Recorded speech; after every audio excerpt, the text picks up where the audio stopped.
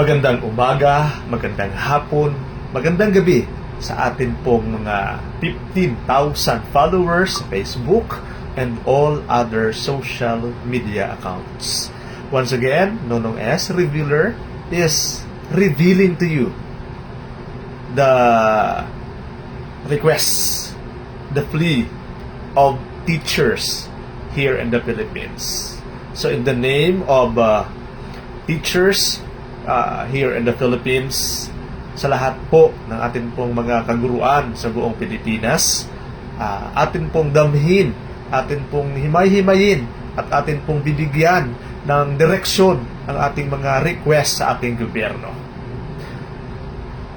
Kung tutuusin po, ang request pong ito ay napakaliit kumpara sa mga nawawalang kayamanan ng ating bansa na maleta-maletang pera pagdating po sa paggastos ng ating pong pamahalaan.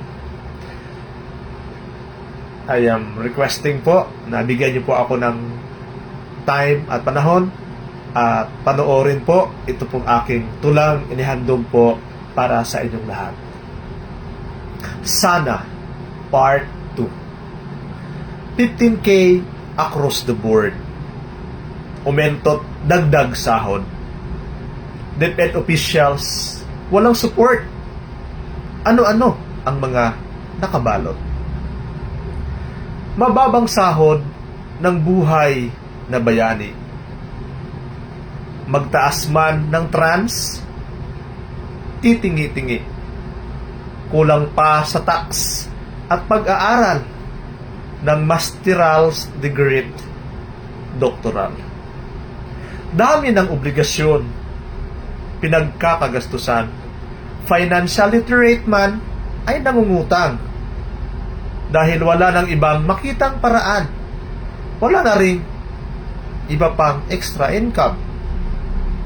Sana naman mga opisyales, kumilos rin kayo ng mabilis. Tulungan ninyo ang mga teachers. Considered our cries and pleas. Sana'y mabigyan ng agarang aksyon. Matagal ng hinaing at bulong. Itaas ang sahod, pantay sa iba. Malayong malayo na ang lamang nila. Mga pulis, 47,000 buwan-buwan. Mga nurse ay gayon din naman. Mga gurong bayani na pag-iwanan, sobrang layo't laki na ng kalamangan. Sana'y mapansin ninyo ang sigaw ng mga gurong si Jesus ang bantay. Dalob gurong tiyak na naaawa. Baka sa inyo bumalik kanyang pinsala. So maraming salamat po sa inyo pong pakikinig sa makabagbag damdaming tulang ito. Ay, nais ko lang po iparating sa mga DepEd officials na may malalaking sahod. Sana po, lingunin nyo rin po yung mga teacher 1, teacher 2, teacher 3, teacher 4, hanggang teacher 6 na meron na po ngayon. Kasi po, alam ko, malalaki na po ang sahod ng principal, ng supervisor, ng mga regional directors. Siyempre po, hindi po nila ramdam na ang ang gipit na nangyayari sa mga nasa ibaba. Kaya siguro ganun, no? Sa palagay ko lang, no? Hindi naman siguro lahat. So, pasensya po sa mga opisyalis namin na parang hindi pa kumikilos, no? Sana po kumilos na po tayo. Kawawa po ang mga gurong teacher 1, teacher 6 po sa baba.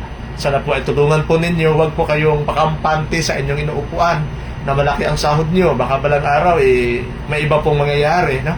Alam mo naman, ang Department of Education, ito po ay pabago-bago Department of Change nga.